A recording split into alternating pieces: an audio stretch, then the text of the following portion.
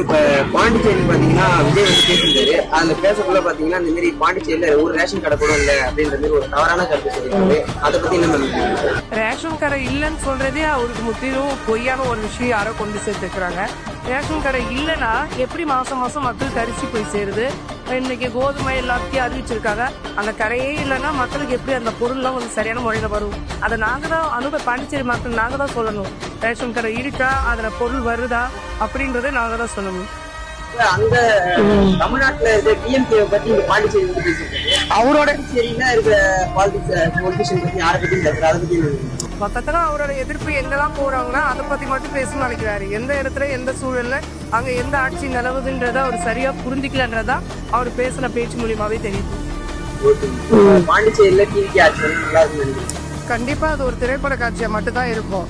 மற்றபடி வேற எதுவுமே அவர் இங்க, ஏன்னா அவர் வந்திருக்காரு பாண்டிச்சேரி மக்களோட தேவைகள் என்ன எதிர்காலத்துக்கு பண்ணா நல்லா இருக்கும் அப்படின்னு ஒரு பகுதியை கூட அவர் பேசல.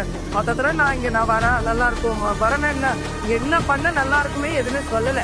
மொத்தத்துல அங்க நடக்கிற அரசியலமைப்பை கொண்டாந்து இயக்கூட்டாரு. இங்க வேற அது வேற, அதுன்றத அவருக்கு சரியா புரியல. அரசியல் புரிதல் இருக்குன்னு நினைக்கிறீங்களா? புரியல. அவருக்கு இப்பதான் ஆரம்பிச்சிருக்காரு. இன்னும் ஒரு நிறைய அடி போகணும். அவருக்கு எழுதி கொடுக்கறத வச்சு பேசுறாருன்றதா எக்ஸாக்டா தெரியுது.